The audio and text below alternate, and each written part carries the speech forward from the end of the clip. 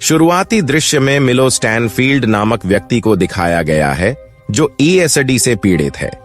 वह new Jersey की सड़क पर खड़ा है और एक फूल की दुकान में एक महिला को देख रहा है।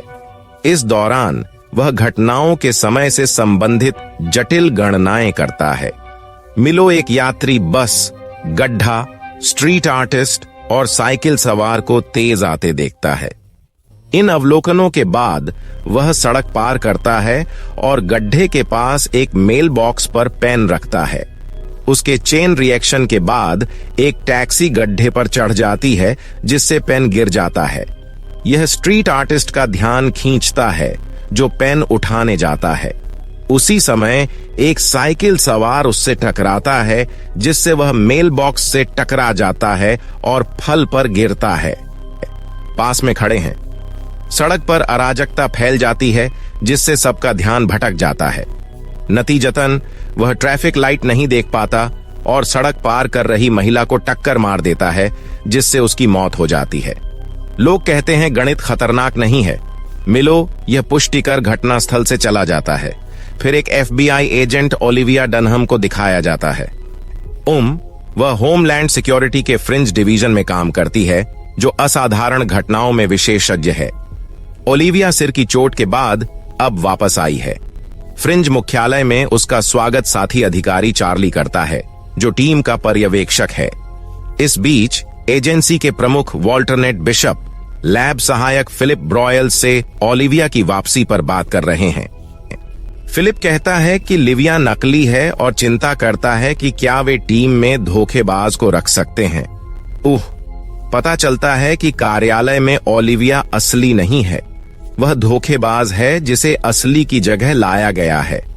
वॉल्टर दुश्मन लिविया को इस ब्रह्मांड में रखने और असली ओलिविया की यादें उसमें डालने की अपनी प्रेरणा बताता है। उनका दावा है कि फो लिविया बिना नुकसान के ब्रह्मांडों में यात्रा कर सकती है। वॉल्टन जानना चाहता है कि वह ऐसा कैसे कर सकती है।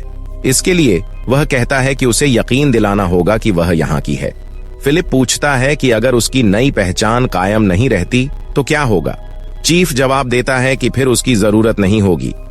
चार्ली टीम को उस बेतरतीब बस दुर्घटना के बारे में बताता है जो इस सप्ताह में 2 बार हुई है। हर मामले में पीड़ित की मौत हो चुकी है। वह अपने दल को सतर्क रहने को कहता है। साइट की जांच से पहले सावधान रहें। थोड़ी देर बाद FBI टीम दुर्घटना स्थल पर पहुंचती है और सुराग ढूंढने के लिए बंट जाती है। जांच का नेतृत्व लिंकन ली नामक एजेंट कर रहा है जिसका चेहरा जलने के निशानों से खराब है। चार्ली शरीर का निरीक्षण कर फिंगरप्रिंट से जानकारी जुटाता है। उसे पता चलता है कि मृतक महिला का नाम जूलियन फोस्टर है। इस बीच ओलिविया बस चालक से सवाल करती है जो हिल गया है क्योंकि उसने कभी किसी पक्षी या जानवर को नहीं मारा। एजेंट ली पर्यावरणीय कारकों के संकेत के लिए परीक्षण करता है लेकिन कुछ नहीं पाता। हालांकि उसे घटनास्थल पर वही बॉल पॉइंट पेन मिलता है। प्रत्यक्षदर्शियों से पूछताछ के बाद ओलिविया एजेंट ली को बताती है कि स्थानीय कलाकार पेन उठा रहा था इस दौरान जिससे वह साइकिल सवार से टकराया और फल के स्टॉल में गिरा।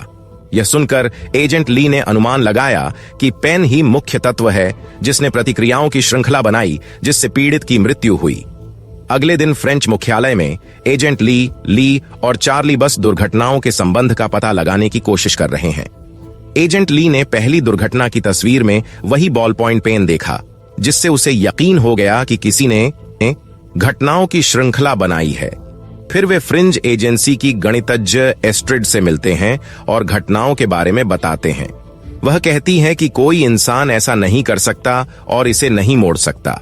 2 बार उनके तर्क के बीच एक और बस दुर्घटना होती है जिससे एस्ट्रिड सदमे में आ जाती है।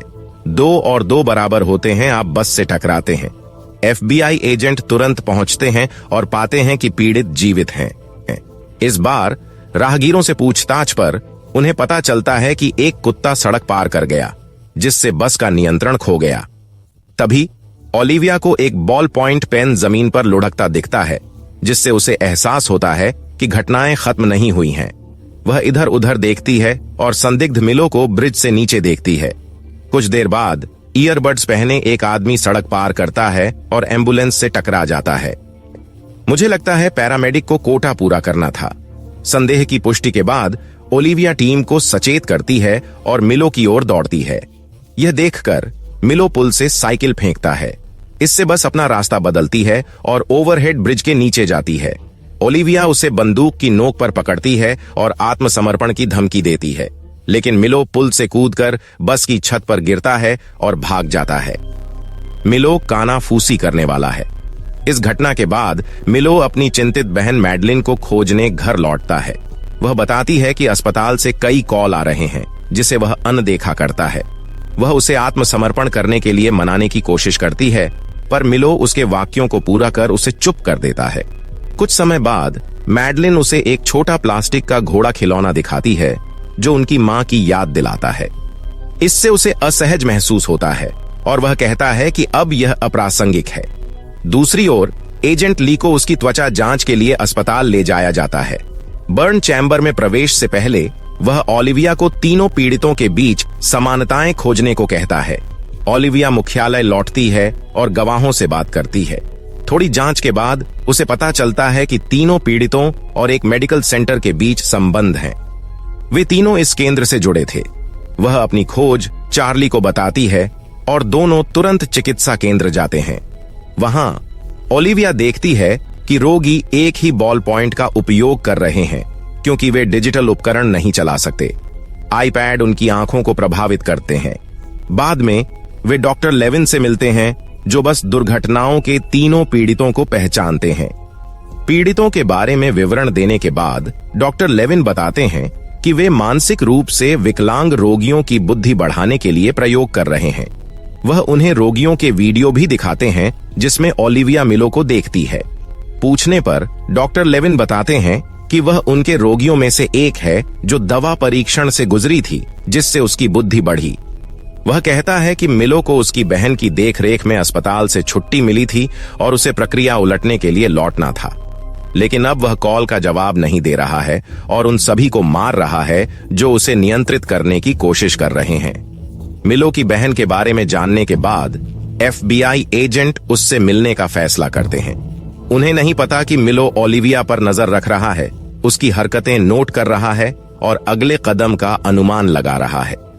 बाद में चार्ली और ओलिविया मिलोस प्लेस पहुंचते हैं, जहां मैडलिन उनका स्वागत करती है। वे मिलोस के ठिकाने के बारे में पूछते हैं, लेकिन वह कुछ नहीं जानने का दावा करती है। यह महसूस कर एजेंट उसे बताते हैं कि उसे आजाद घूमने देना खतरनाक है। जब चार्ली मिलोस के कमरे की जांच करता है, ओलिविया अपनी दिवंगत बहन और उनकी परवाह के बारे में बताती है।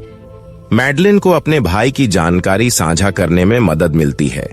वह बताती है कि मिलो घटनाओं के परिणाम की भविष्यवाणी कर सकता है और खिलौना घोड़ा दिखाकर उसकी एकाग्रता तोड़ी जा सकती है। बुलसाई को देखकर उसे वुडी याद आता है। ओलिविया उसे सब कुछ बताने के लिए राजी करती है, यह कहते हुए कि वे नागरिकों और मिलो की सुरक्षा के लिए चिंतित हैं। मैडेलीन उसे एक नोट देती है जिसमें मिलो के होटल का पता है। फिर ओलिविया और चार्ली एस्ट्रिड के साथ मिलो को पकड़ने की योजना बनाते हैं, लेकिन उन्हें एहसास होता है कि मिलो उनकी हर चाल जानता है। इसलिए वे बिना बैकअप के सीधे होटल जाते हैं। मुझे नहीं पता कि इससे क्या होगा, लेकिन वे बेहतर जानते हैं। इस बीच मिलो अपने होटल के कमरे की खिड़की से नीचे देखता है और अगले कुछ मिनटों की घटनाओं की कल्पना करता है। अपनी क्षमता से वह भविष्यवाणी करता है कि ओलिविया और चार्ली जल्द ही आएंगे और उसका पीछा करेंगे। वह गणना करता है कि वह ओलिविया को एक निर्माण स्थल पर ले जाकर उसे सीमेंट की ईंटों के नीचे कुचल सकता है, जैसा उसने भविष्यवाणी की थी। 2 FBI एजेंट होटल पहुंचते हैं और मिलो को सड़क पर इंतजार करते पाते हैं। फिर वह निर्माण की ओर भागता है और एजेंट उसका पीछा करते हैं। ओलिविया चेतावनी के संकेतों से अनजान श्वास यंत्र लगाने के बजाय भागती है। यह मिलो की गणना को गलत साबित करता है। उसने नहीं सोचा था कि वह इतनी मूर्ख होगी। वह सीमेंटेड ईंटों के ढेर से भी बच जाती है, जिसे मिलो ने सोचा था कि वह उसे कुचल देगा। खलनायक देखकर चौंक जाता है कि उसकी गणना गलत है और वह पकड़ा जाता है। इस समय ओलिविया ऑक्सीजन की कमी से दम घुटने लगती है, लेकिन चार्ली सही समय पर पहुंचकर उसकी मदद करता है। बाद में चार्ली उससे पूछता है कि उसने श्वसन यंत्र क्यों नहीं लगाया, तो वह कहती है कि वह चेतावनी नहीं पहचान पाई। बाद में ओलिविया मैडलिन को अस्पताल ले आती है, जहां मिलो एक सुपर कंप्यूटर से बातचीत करता हुआ दिखाई देता है। डॉक्टर के अनुसार आईक्यू बढ़ाने वाली दवा मिलो के दिमाग में बहुत लंबे समय से है, जिसके कारण वे रिवर्सल प्रक्रिया को अंजाम देने में असमर्थ हैं। अब उसका दिमाग इतना उन्नत हो गया है कि केवल मशीनें ही उसके विचारों को समझ सकती हैं। इस खबर से दुखी होकर मैडलिन कमरे के अंदर जाती है और अपने भाई के सामने खिलौना घोड़ा छोड़ देती है। उसी शाम ओलिविया घर पर थी जब उसे दूसरे ब्रह्मांड से अपने प्रेमी पीटर का दृश्य दिखाई दिया। वह कहता है कि वह इस ब्रह्मांड से नहीं है। वह याद दिलाता है कि इस ब्रह्मांड की जानकारी की कमी ने उसकी जान बचाई थी। अगर वह चेतावनी के संकेत पहचान लेती तो मर जाती। पीटर उसे सारी यादें याद करने को कहता है और गायब होने से पहले उसे चूमता है। वीडियो सब्सक्राइब करें, नोटिफिकेशन चालू करें, लाइक करें और दोस्तों के साथ शेयर करें। धन्यवाद।